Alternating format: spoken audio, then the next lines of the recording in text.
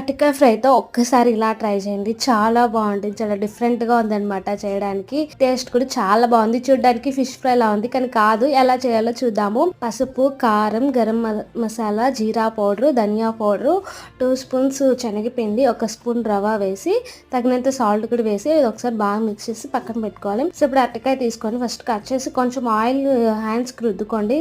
So ఇప్పుడు జిడ్డుగా బ్లాక్‌గా అవ్వకుండా ఉంటుంది. సో పీల్ ఆఫ్ చేసి మొత్తము పీసెస్గా కట్ చేసుకోవాలి. మనకు కావాల్సినంత సైజెస్లో కట్ చేసి పెట్టుకోవచ్చు. సో దీన్ని ఆఫ్ కూడా చేసుకోవచ్చు. నేను లాంగ్ చేశాను అనమాట. సో ఈ పౌడర్ ఆల్రెడీ మేము మిక్స్ చేసుకున్నాం కదా, మొత్తం దీని మీద స్ప్రెడ్ చేయాలి. సో మనం దాన్ని డిప్ చేయొచ్చు, లేదంటే ఇలా స్ప్రెడ్ చేసి కూడా చేసుకోవచ్చు. 2 సైడ్స్ బాగా స్ప్రెడ్ చేసి ఇప్పుడు ప్యాన్ పెట్టి ఆయిల్ వేసి అది బాగా హీట్ అయిన తర్వాత సో 2 సైడ్స్ ఒక 5 మినిట్స్ కుక్ చేసుకున్నామంటే మనకి ఫ్రై అయితే రెడీ అయిపోయింది. అరటికాయ ఫ్రై టేస్ట్ అయితే చాలా బాగుంది. మీరు ట్రై చేసి ఎలా వచ్చిందో మర్చిపోకుండా కామెంట్ చేయండి. Thanks for watching.